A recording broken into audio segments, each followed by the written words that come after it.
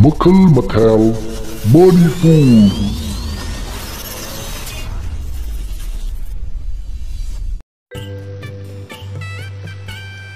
mayambu ahanmaktada jayanta sapamna ikokuna khuiramjari ngasi amuk mayamgi mafamda manipur horror story amamuk puduna lakjari horror story si maming Hiyang Athouba hari wari macha si hingliba madi sikraba kanagumbi amataga mari nejade aibana wakana sakachaduna ijaba wari machani hujik mayamdu kutul tamjari manipuri horror story Hiyang Athouba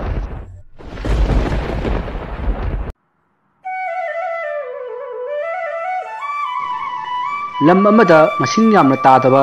khungang ama lerami hariba khungang asi laibu asuki matik thajanarami maram asina khungang aduda sirakpa mi khudimak sirba matung numi humni leraga poloiba ki thabak chathei masigi maramdi asiba sing adubu makhona ningjariba lai aduna hinghanbirakhini haina thajanabadagini hariba khungang aduda ningthem koba nupa macha ama lei magini haibada solaba mabok ama lairibadu natana kana amata laitre ningthemgi mama mapa animak ningthemna anga oinida aruba laina laichat amana naduna sikhre ningthem hojikti yamna pikliba anga oidre pakhang pharaklei mana su nomduna mabok ka makhoi ani yamna nungaina laiki asumna asum leirakpana mabok adu yamna sonjilakle nongmadi mabok to masa nungaiti haiduna phamungda hiptuna leirami ningthemna imungda changlakpada mabokto hiptuna leiramba aduda ningthemna hairi abo kaidore ayuksida hippaga leiramisibo nasa nungaitrabo ha abo kingthem oine saje khirum lawine lai hauribara karino khangdre koksisu mai muksare chalo maningdagi tita kumar do khara thiglu ai koksida thamge khara ingbra na yenge hoy abo ai porake kaisu toroida ngarang nungsada thaba khara sukhibaini ne aina torunu haidro asumna ngang duna ningthem maninglomda laktuna dita kumar theglami mayamna dita kumar haribasi khangdaba yawrabasu yai dita kumar haribasi alvera hariba cactus manba pambi adubuni masidagi ningthem dita kumar apakpa ma theglaklaga maboke manakta changaklei abo tumabo se dita kumar haido porae masidagi mabokna ngamda khumlai ha kadai koksida se swai sida toma unia to nangbo kadai to nabo swai sidro mani yare ado ibo sumana sum lego nedi yaroi ai maiba ma korokhige ko asumna ningthemna mabokta maiba korokhige haina hairamaga maibagi manakta lakli ningthemna maibada mabokto naduna leihore ekoi damta chatlusi haina haibadagi maiba adu ningthemga punna lakle maiba amati ningthem yum joduna maibana hanubi adu layengba horai maiba adu na hairi ichebu kari nungai tabano ne se khutto amta piru mihun amta yenge asumna maiba adu na mihun jengki aduga ningthemda tapna tuminna hairi ningthem naboksi yaroi dori nei mihun leitre ne nangbo thawai manga punna leitre chatpa haukhre ne siri ningthem mathwai ama nungairamde adubu maibana yararoi hairabanina karidi upai leiri maboki seba pe naba toujaba natana ningthem kari toruni masidagi numituma haukhre mathangi nongalakpada ningthemna mabok hongdokpada mabokto khumlak khire masidagi ningthem maibagi manakta chelaktuna maboktu kouba khumkhidre haina pau tamlami masidagi maibadu ningthemga loinana hanubidugi manakta parap lakhi maiba aduna hanubi adugi mihun jengbada thawai chatpa loire hojikti tasengna sire haina ningthemda hairi ningthem yamna kapki masidagi lekai mi mathang changaktuna hanubi adubu makoigi asiba thampam sang aduda puraktuna thamki hairiba hanubi asidi ningthemna maiba kouba chakringaida makhoi yumgi leiba howdong amubi amana kankrabani mayamdi madu khanghauze asumna lakpana sang adu yoduna hanubi ado sang adugi kachin khara oirapna thammi mafam masida asiba khara su leirami Hariba asibasing asi miyoi ahum na sangi adubu ningthemdi kanamatta leitrabanina mathantana sangba taki masidagi matam khara haukibana numit tare matam asida nusit kana sitpa huising kana khongba mahoksaga manadaba saptra khara tawrakhi maiba kharana lekai adugi miyoi singda hairi hai kana lei masidi khara chekina leino karigumba tamthiba lai oiba thaudo ama thoklaba yai haina haiki masidagi lekai khungau aduda leiba miyoi sing chakngan chaduna yumda tuminna leikhi adubu akanba nungsi sitpa hui singna kana kappa khongbadi lepkhide masidagi sangolda punduna leiba san iroi kayasu khongba lawba horakhi yumda leinaba haudong sing kanna khongba lawba tawrakle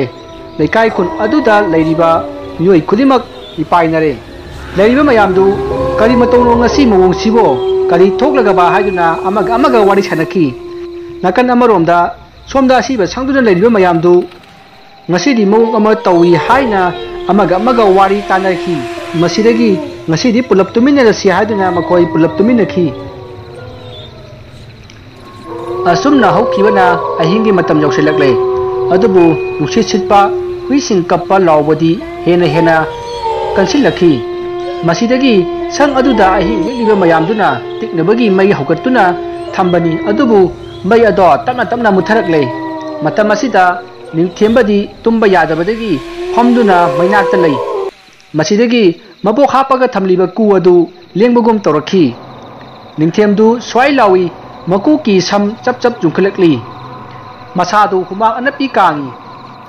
masidagi ikhang hangaudana ku adu bu kupliba phingau adu tapna paikhalai tawriba matawadu ubadagi ningthemna lariba mayam sing aduda haugatnaba kana nomli makhoi sing adu sungau haukolakte masidagi ku adudagi migi makhut ama tingthorakhi hariba makhut adudi khujin jamna sangi aduga khusa sing adu tumtrek tummi ningthemna manakta chakliba mai sing adudagi mai chakpa sing ama laukhatlaga phat hairami masidagi ningthemna mayambu kana kaukhi kaubada tamalaktaduna mayana kana chi adu phawba haugatnaraktre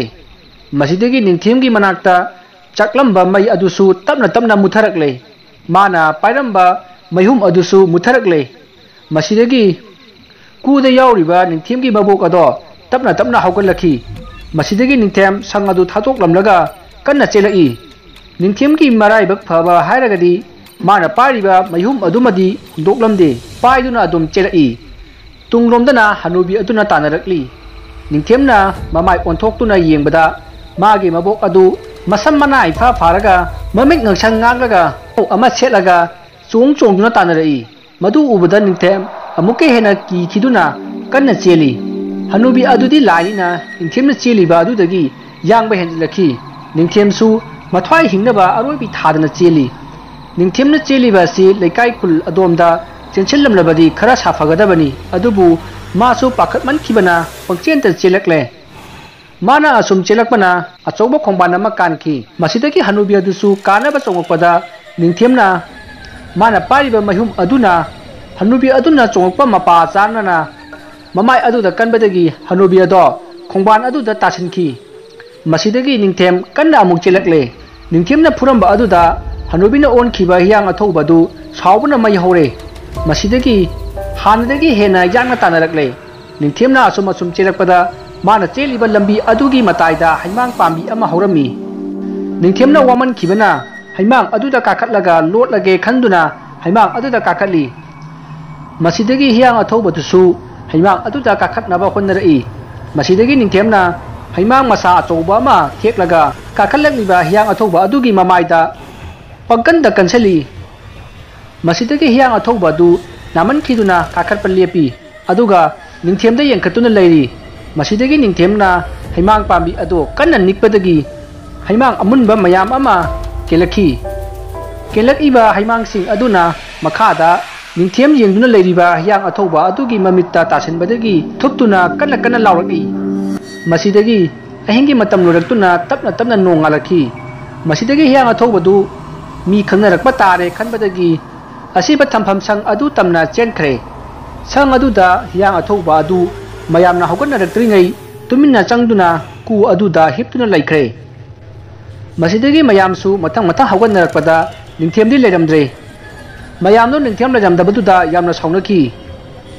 malakada tawsinnaraga aikoibu magi mabok changallaga thamnamle saunaki mana mayumda chatuna nungaina tumkhra male khanduna yamna saunarami tanja aduda ningthiamdu sanglomda tabli lai mayamdu ningthiamda jingnarai ningthiamna sang yorakpada mayamna karigi nabok hundoklamlaga chatkhribano aikoi asibu nangi nabok sangnaba leiba minaira haina yamna saurami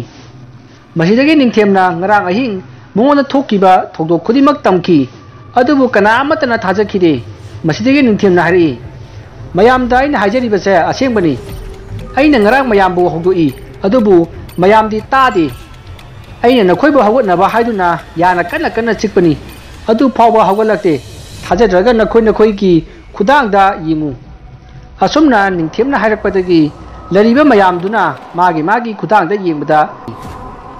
mina chikpagi takfam kaya leirami masidagi ningthiamna makha amuk tarai ngarang ahingse hojik kuda tumsinaduna leiriba aigi abokse Hiyang Athouba onle aduga aibu hanaba tanarai ningthiamna hariyo wadu kanamatana thajakhide masidagi ningthiamna hairi mayamna thajadraga yingbiyu hojik kuda tumsinaduna leiriba abokse magi mamai mamit punamak aina haimangna phubagi maram taramgani aduga masasu khongbana takhibani aduna khongbangi phattaba tairamgani haina mayamda haibadagi mayamna ningthiamgi mabok adu phi haidoktuna yengbada mamai mamit ado haimang masana kanbagi maram tarami masida natana ngarang ningthiamna mamaida maihum chaina kankhibagi khamdiklaga leirami khongbanda tarobagi masadu phatta haugi mayam amasu taire masidagi makoina maiba kauduna yenghanbada maiba sing aduna hairi ningthiamna hariba khudimak chumi aduna ngasidagi aikoina siraba mi singbu numit humni thamaga poloibase toklagani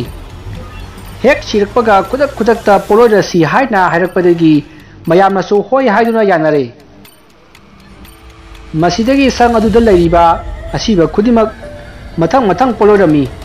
matam masida ningthiamgi mabokti maina chakpa haurakpada yamna kanna law khongba ngangba kaya toraki adwaida leiriba maiba sing aduna ngamjabi thaduna mantra kaya sobadagi Hiyang Athouba do ku adudagi tholakpa ngamdana maina tumna chakhi asumna Hiyang Athouba du maiba mayam changduna hatkhi masigi matungdagidi sirakpa mi khudimak hek sirakpaga mai thabagi chatnabi hogdokhi wari asi matang asida loijare wari asi pathokja matamda soikiba lankhiba kaya yawrabasu tabiribasingna